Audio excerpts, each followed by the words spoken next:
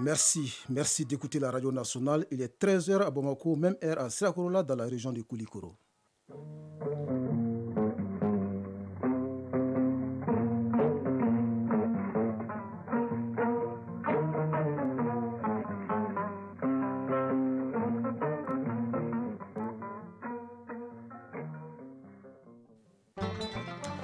Au micro, Brahma Traoré, les titres. Comment améliorer la gouvernance dans le secteur de la sécurité? Les acteurs sociopolitiques engagent la réflexion autour de la question à la faveur d'un panel de haut niveau. Les détails à suivre dans cette édition. Le projet Target Malaria s'achève sur des acquis importants dont la construction des laboratoires pour les moustiques génétiquement modifiés. Les responsables du projet étaient face à la presse pour évaluer les résultats obtenus. Le Burkina Faso expulse la coordinatrice de l'ONU, Barbara Manzi, c'est son nom, est accusée d'avoir prédit des chaos dans le pays dans les prochains mois sans fournir de justification. En RDC, les rebelles du M23 se retirent de Koumumba à une vingtaine de kilomètres de Goma, un geste de bonne volonté au nom de la paix. En sport, championnat national de football Ligue 1, les céréales de Bamako occupent le fauteuil de leader après 8 journées. Tirage au sort de la CAN 2023 des moins de 20 ans, c'était hier. Famour Djourté sera en direct pour décortiquer l'actualité sportive, ce sera en fin d'édition. Voilà pour le sommaire, mesdames et messieurs, bonjour et bienvenue à cette deuxième édition de Mali Actualité. D'abord, la communauté chrétienne du Mali, à l'instar des autres pays, célèbre demain 25 décembre la fête de Noël. Cette fête intervient cette année dans un contexte socio-économique et sécuritaire difficile pour notre pays. Des prières et bénédictions seront donc formulées afin que le Seigneur étale sa grâce sur le Mali. La radio nationale vous propose ce soir une émission spéciale consacrée à cette fête de nativité. À présent, parlons de cette conférence virtuelle. Les ministres de la jeunesse des pays membres de la CENSAD ont échangé hier par visioconférence en ligne de mire l'adoption d'un programme régional pour la jeunesse. Le ministre en charge de la jeunesse, Moussa Atayer, a porté la voix du Mali au cours de cette rencontre virtuelle. On en sait plus avec Alousseni Touré. Donner plus de place à la jeunesse et l'amener à jouer toute sa partition dans le cadre du changement social, de la croissance économique et du développement durable, c'est le sens donné à ce programme initié par la CENSAD en collaboration avec la Fédération pour la paix universelle.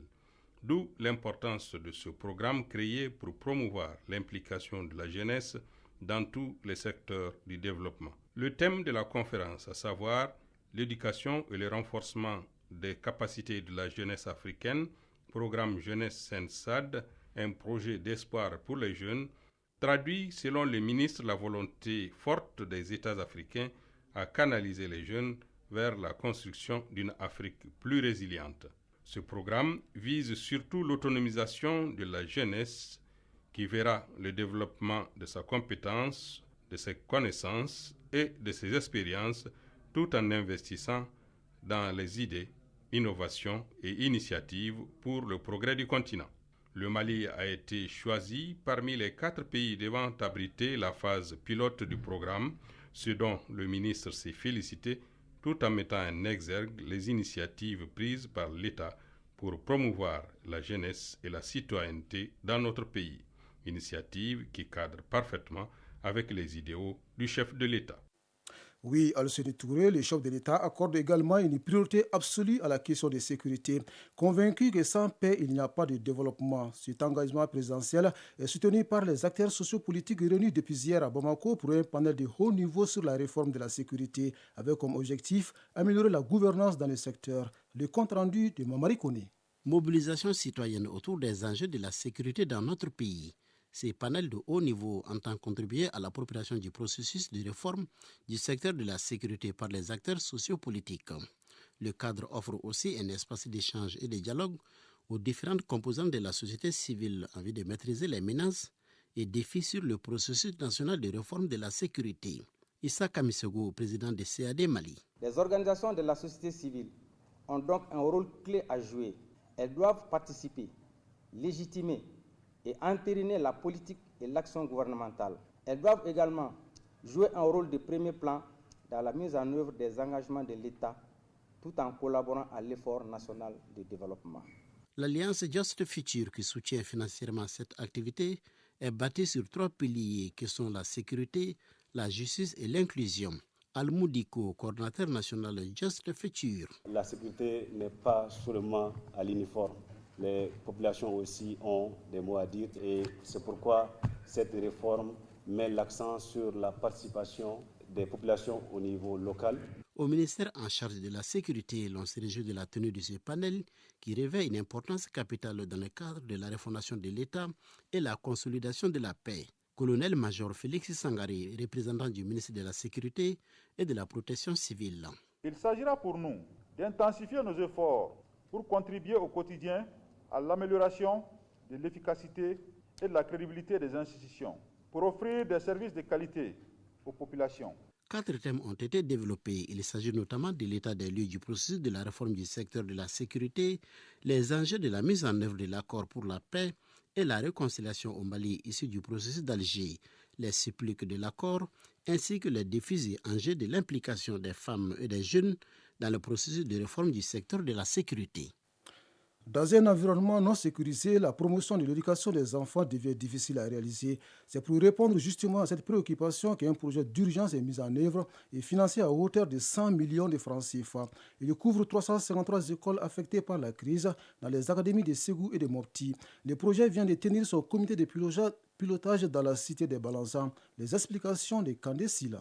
Cette session du comité de pilotage du projet d'appui à l'accès à l'éducation des enfants affectés par la crise sécuritaire dans les académies d'enseignement des régions de Ségou et Mopti vise d'une part à faire le bilan des activités du projet qui arrive à terme après 1 an de mise en œuvre, mais d'autre part consolider les acquis. Ce projet d'urgence a été exécuté sur le terrain par un consortium d'ONG, Amapros Gaz Mali, OMAS avec l'appui financier de Corded, une organisation néerlandaise. Salihou Ouattara, directeur exécutif de l'AMAPROS. En 12 mois d'intervention, le projet PACS sur les 45 243 enfants âgés de 6 à 17 ans a pu faire jouir leurs droits à l'éducation 41 878, soit 92,56%, à travers les radios de proximité et 14 666, dont 772 filles et 694 garçons à travers l'approche école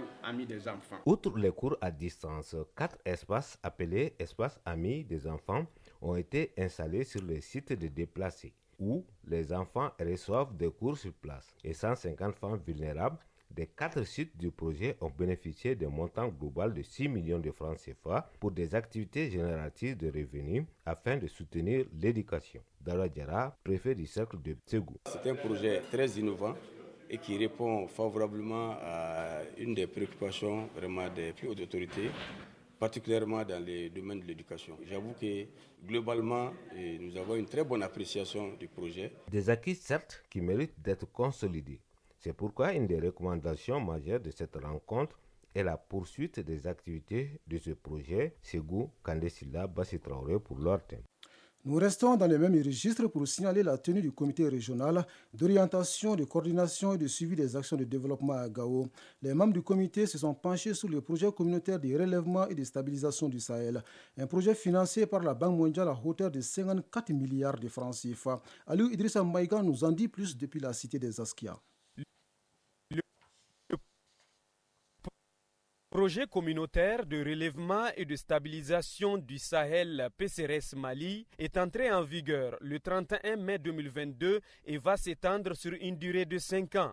Il couvrira les régions de Mopti, Douanza, Banyagara, Gao et Menaka ainsi que le cercle de Gourmararousse dans la région de Tombouctou. Pour échanger sur sa mise en œuvre, les membres du comité régional d'orientation, de coordination et de suivi des actions de développement se sont donné rendez-vous dans la cité des Askia. Oumarou Kamara, coordinateur du PCRS. Nous sommes à Gao pour la session extraordinaire du comité d'orientation de suivi des actions de développement de Gao pour les informer sur le projet et également solliciter leur mobilisation pour l'atteinte des objectifs du projet. S'ils sont informés sur les projets et informés des attentes que le projet a vis-à-vis d'eux, ils seront bien préparés pour apporter l'accompagnement nécessaire au projet. Cette session a été mise à profit par les membres du CROCSAD pour partager des idées sur les composantes, les zones d'intervention et de couverture et les bénéficiaires du projet. Son objectif est de contribuer au relèvement et à la résilience des communautés dans les zones cibles de la région du Liptako-Gourma. Al-Hader Bella, conseiller au gouvernorat de Gao. Le projet cadre parfaitement avec la stratégie adoptée par le gouvernement de la République du Mali pour la prévention des conflits et la résilience 2020-2023. En particulier, les piliers sur la promotion de la bonne gouvernance et l'amélioration des conditions de vie de la population. Le projet communautaire de relèvement et de stabilisation du Sahel est financé à hauteur de 54,3 milliards de francs CFA par la Banque mondiale. Gao, Aliou Idrissa Maïga et Alassane Amadou Traoré pour l'ORTM. Entre la sécurité et la santé, il n'y a qu'un petit pas que nous franchissons allègrement pour parler de la fin du mois de la santé à Tombouctou, avec à la clé la remise des produits de lutte contre les pandémies d'une valeur de plus de 60 millions de francs CFA. C'est un geste de l'Organisation mondiale de la santé en ligne de la Cité des 333 saints, Yéya Tandina.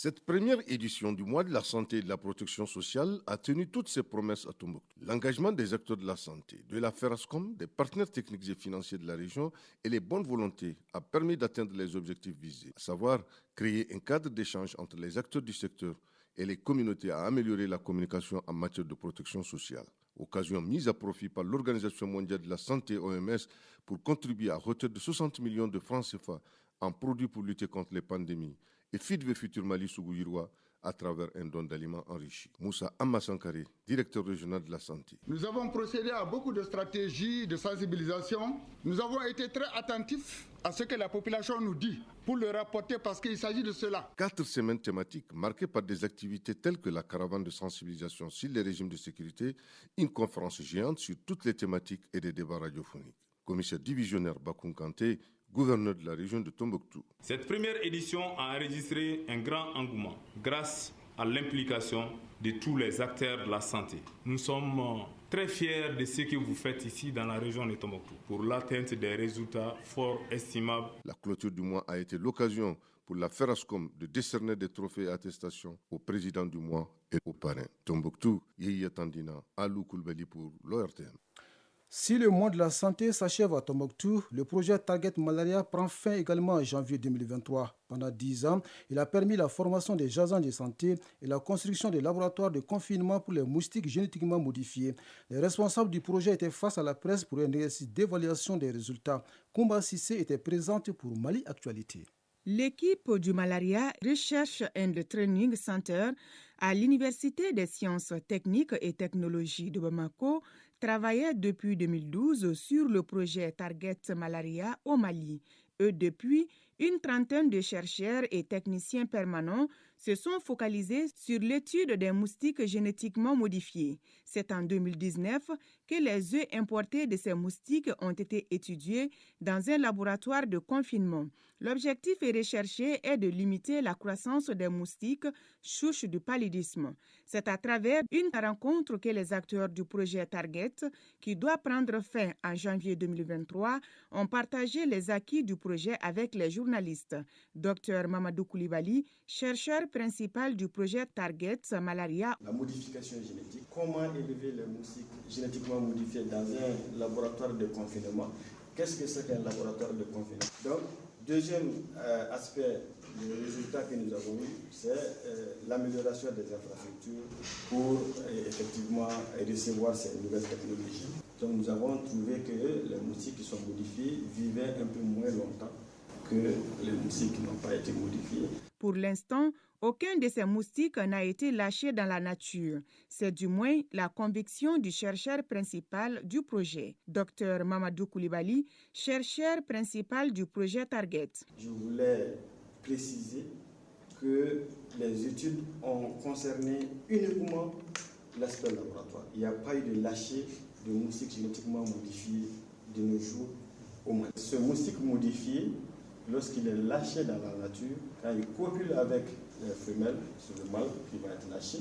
Alors donc, il n'y a pas de progéniture. Ça, c'est un aspect. S'il n'y a pas de progéniture, l'effet, c'est que la population va être réduite et la transmission de la maladie aussi va être réduite avec. Les études ont montré qu'au Mali, il y a une centaine d'espèces de moustiques et parmi ce nombre pléthorique, seule l'anophèle femelle transmet le paludisme. Sur la scène internationale, le Burkina Faso expulse la coordinatrice de l'ONU, Barbara Mazi.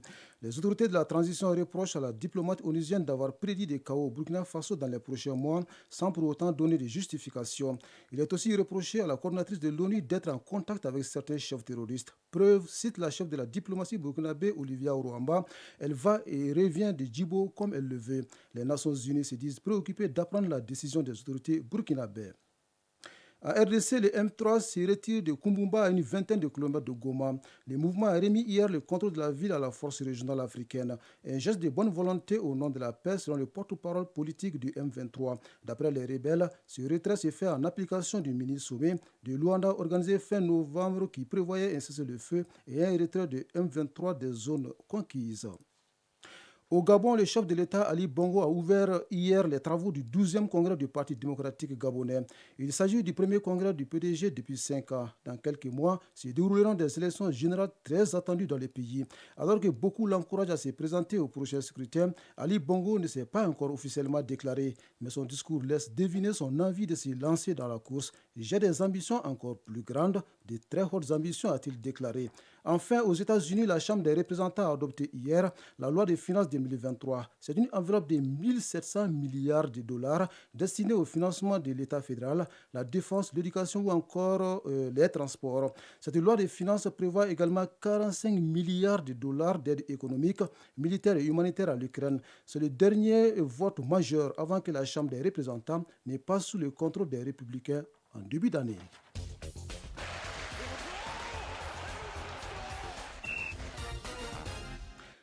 Ce générique annonce donc la page sport. Pour l'animer, je reçois Famour Djouté. Famour, bonjour. Bonjour, Brahma Traoré. Volleyball, les championnats nationaux couplés à la Coupe du Monde, Coupe du Mali, j'ai dit, commence ce samedi au Palais des Sports. Oui, l'événement mettra en compétition les équipes hommes et dames des ligues régionales plus celles du district de Bamako.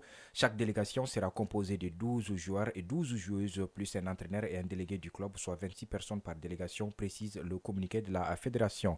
Les championnats nationaux couplés à la Coupe du Mali de volleyball hommes et dames, c'est ce samedi 24 décembre et c'est jusqu'au 30 décembre 2022 dans la salle de jeu du Palais des Sports de Bamako. Football, en attendant la 9e journée du championnat national de Ligue 1, l'AS Real de Bamako est seul en tête après 8 journées. Oui, les Scorpions de l'AS Real ont 18 points. Ils sont suivis par les Rouges du Djoliba AC qui ont 16 points. L'association sportive de Korofina est juste derrière avec 15 points. L'AS Bakaridjan de Baraouli est au pied du podium avec 14 unités. La zone rouge est occupée par l'Union sportive du Cercle de Kita 6 points et Élan Olympique 4 points. La 9e journée débute lundi 26 décembre avec 3 matchs. La Confédération africaine de football a procédé hier au tirage au sort de la CAN 2023 des moins de 20 ans. Oui, la compétition se déroulera du 19 février au 11 mars prochain en Égypte et le moins que l'on puisse dire, c'est que le pays hôte n'a pas été épargné. Les pharaons U20 affronteront des cadors comme le Nigeria, vainqueur de la compétition à 7 reprises, un record, et le Sénégal, finaliste de 3 des 4 dernières éditions dans le groupe A, en compagnie du Mozambique Petit Poucet. Rappelons toutefois que les 2 meilleurs troisièmes des 3 groupes accéderont au quart de finale, ce qui laisse un espoir aux 3 pays de se qualifier.